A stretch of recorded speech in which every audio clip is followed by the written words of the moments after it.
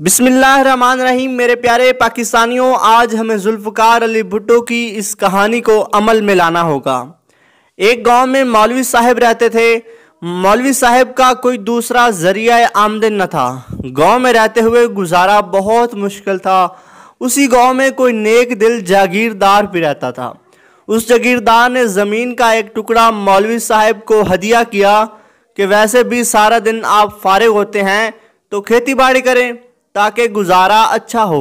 मौलवी साहब ने गंदम काश्त कर ली और वो जब फसल हरी भरी हो गई तो मौलवी साहब बहुत खुश हुआ। इसलिए दिन का अक्सर वक्त वो खेत में ही बैठा रहता और फसल को देख देख कर खुश होता। लेकिन अचानक एक नागहानी मुसीबत ने उनको आन घेरा। गांव के एक आवारा गधे ने खेत की राह देख ली। गधा रोजाना खेत में चरने लगा। मौलवी साहब ने पहले तो छोटे मोटे सदके दिए, लेकिन गधा मना नहीं हुआ। फिर उसने मुख्तलिफ सूरतें पढ़कर फूंकना शुरू कर दिया, लेकिन गधा फिर भी टस से मस नहीं हुआ। एक दिन परेशान हाल बैठा गधे को फसल उजाड़ते देख रहा था कि उधर से एक किसान का गुजर हुआ। गधे को चरता देखकर किसान ने पूछा, मौलवी साहब, आप अजीब आदमी हैं। गधा फसल को तबाह कर रहा है और आप हाथ पर हाथ धरे बैठे हैं। मौलवी साहब ने अर्ज किया, जनाब, मैं हाथ पर हाथ धरे कहाँ बैठा हूँ। अभी तक एक मुर्गी और बकरी के बच्चे का सदका भी दे चुका हूँ और कल से आधा कुरान शरीफ भी पढ़कर फूंक चुका हूँ, लेकिन गधा हटता ही नहीं। मुझे तो ये गधा काफिर लगता है जिस पर कोई शय असर नहीं करती। किसान के हाथ में एक डंडा था।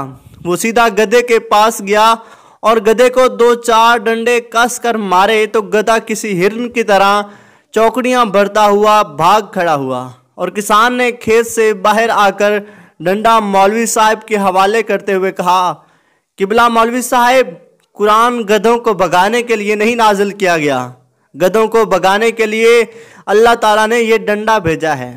तो जुल्फ़कार अली भुट्टो फरमाते हैं, मेरे प्यारे पाकिस्तानियों, जब तुम्हारे हुक्मरान पैसा लूटना शुरू कर दें तो आप सिर्फ दुआओं और सदकात व खैरात के ज़रिए इन गधों से छुटकारा हासिल न करना, बल्कि मेरे प्यारे पाकिस्तानियों, एक कौम बनकर उन लुटेरों से निजात के लिए डंडा इस्तेमाल करना। अगर सिर्फ सदके और बाइस करोगे तो ये गधे मुल्क व कौम के तमाम वसाइल यूं ही लूटते रहेंगे। अगर वीडियो अच्छी लगी हो तो वीडियो को लाइक ज़रूर कीजिएगा।